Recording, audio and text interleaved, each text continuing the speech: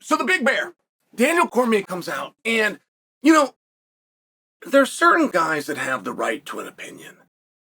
And I will share that from a perspective that I will have said about me generally from a complimentary standpoint, but occasionally it ruffles some feathers that Chael Sonnen talked trash. Or Chael Sonnen made a lot of money, was given big opportunities because of his ability to talk trash. And that's a very true statement. I just don't love it because it takes away from a skill set that I work very hard and I sacrifice for and that I would prefer to be known for. But the reason I had the right to talk trash, the reason I had the right to put this finger in that chest and say whatever I want about whoever I wanted, is I would step to the ring on time every time. You pick the rules, you pick the organization, you pick the weight class, you pick the opponent. I will never not show up and answer for it. And that bought me the right. So when I had people that would come out and I find out were bothered by that, that would be my pushback. You're saying it's because of what I said or my ability to manipulate the media. But there was another side to it, which is unlike you, after I said it, I'll make that walk. I coined the phrase, make that walk. Quite literally. So, the big bear speaks, Daniel Cormier. And he, as a world champion from the heavyweight class, has the right to an opinion. Right? They love to say everybody can have an opinion. Everybody's got an opinion. Well, not everybody has the right to an opinion. He does. And it was very interesting. He said if I was the heavyweight champion, if I was still fighting, I was the heavyweight champion, I'd have already fought Tom Aspinall. I'd have already fought Francis Ngannou. I'd have already rematched Jon Jones. He said if Jon Jones leaves right now, he does not retire, he quits. And that was a powerful statement. That kept me up at night.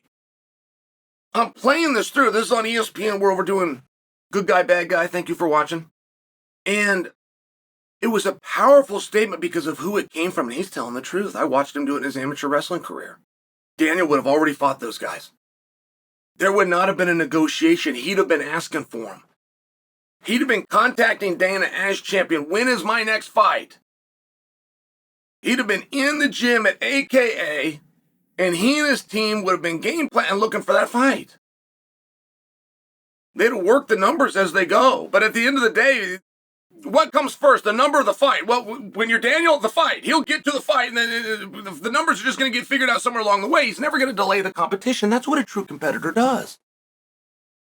That's what Tom Aspinall's trying to do. Listen, I'm only as good as the information that's given to me. Matt Lindland sat me down. I was 17 years old. I was a junior in high school. We were at a pizza restaurant in Oregon City, at that time known as Izzy's. It's now doing business as Abby's. And Matt Lindland told me, you can never retire unless you win a world championship. You can only quit. If you're world champion, somewhere along the way, you can, at your choice, retire. But if the day comes that you say I'm done and you haven't won a world championship, you quit. Whether that's true or not, I believed it. And a lot of that is the mentality that Daniel is speaking about. Now, would it accurately be applied to Jon Jones? If Jon Jones does not make that walk against Aspinall, does it call into question Jon's career and everything that he's achieved? It's very difficult to compliment Jon for what he's done at heavyweight. I mean, Ciryl-Gane, God bless him, but Ciryl-Gane simply did not compete that night. If they wanted to make an argument to the commission of we're not going to pay him and look at the contract you're going to compete and you're going to try and you're going to... If they wanted to not pay him, it would have been very hard to enforce that contract. That actually happened one time in a boxing match. It was with Oliver McCall, and he started crying during the match. He had a mental breakdown in the match. I think it was the fourth round. And the promoter says, I'm not going to pay you. You didn't fight. It was actual debate with the commission where the promoter did end up paying, but the commission kind of looked at it and goes, well, you know, he really didn't fight. And I'm just saying that just happened to Surreal. Surreal absolutely froze up. But I bring that to you because that's the only work that Jon had done at heavyweight to become the champion. Took many years, and you got him in there with Stipe, and now it's taken a year. Maybe we'll see him, or maybe we won't. As a light heavyweight and as an all-time great, yeah, you gotta give it to Jon. But I'm just saying, I'm trying to really dissect what Daniel said and see, is that fair? Because the one great out that Jon has, and it does, from where I'm sitting, appear to be missed. If this little game of chicken, this little game of dare that Jon is playing, plays out and he doesn't compete with Aspinall, yes, the media is going to be terrible, and yes, they're going to bury him. And this little thing called legacy, which is how you're remembered and how you're spoke about after the fact, is not going to go in your direction. All of those things are true unless Tom and Surreal see round 2. You got to understand, it's not just if Surreal beats Tom, then Jon gets all of his status back. That would bring it back like a hurricane. But that's not what has to happen. If it's a long, drawn-out war, Jon's reputation comes back. If they get to the second round, right? If Aspinall and Surreal fight and Aspinall beats him, but it's in the second round, Jon only needed a couple of minutes and never even got punched in the face. It's a very hard bar. And it's a very misleading bar. Because that wasn't really Jon versus Surreal. Surreal didn't show up that night. Why you think I'm giving the backhand to Surreal? I'm actually defending him from a different standpoint. Like, there are things that can happen in a locker room where there's just things that can happen. Fight or flight is very real. It's a human reaction. I've had it before. The reason I can recognize it in Surreal to the point that I can diagnose this I've had it before. It's very embarrassing. It's not what you want as a fighter. But it happened. And the numbers are the numbers. And what were they, guys? 4 minutes and 31 seconds? Is that what it was? Because whether you like that or not, Tom Aspinall is going to have to beat 4 minutes and 31 seconds. And if he doesn't, Jon Jones, without lifting a finger, is going to get that legacy and get that reputation back. And I do think that's a hard bet. No matter how great you think Aspinall is, I don't think you're overly confident that he can get a fellow striker like Surreal out of there in 5 minutes.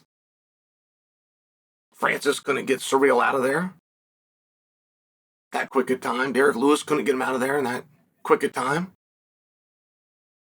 Guy I believe was the best boxer the heavyweights ever had, Junior Dos Santos, could not get Surreal out of there in that period of time. I'm just sharing with you.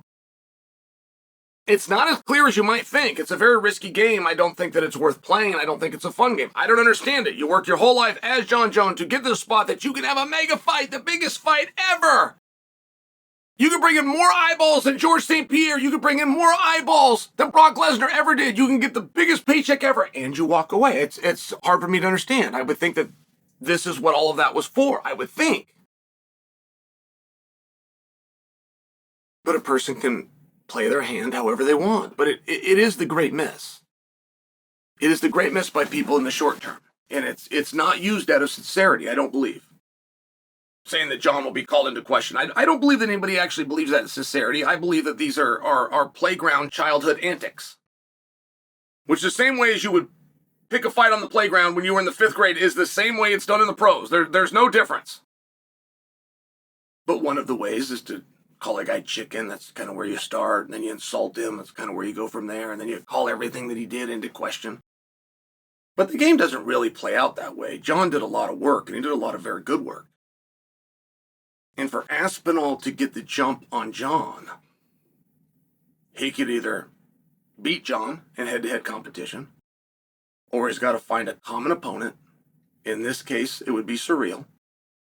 And he's got to beat him faster and easier than Jon did. And Tom hits pretty hard. He could do it. But I don't think you're willing to bet your house. I don't think you're completely as confident as you pretend to be that Aspinall could get Surreal out of there inside of 5 minutes. And when we talk about legacy, and we got to bring in the full body of work, and we have to judge it. We can be as critical and as mean as we want, but we got to call it for what happened. And Jon Jones, even if a short career at heavyweight, it's been a pretty impressive career at heavyweight.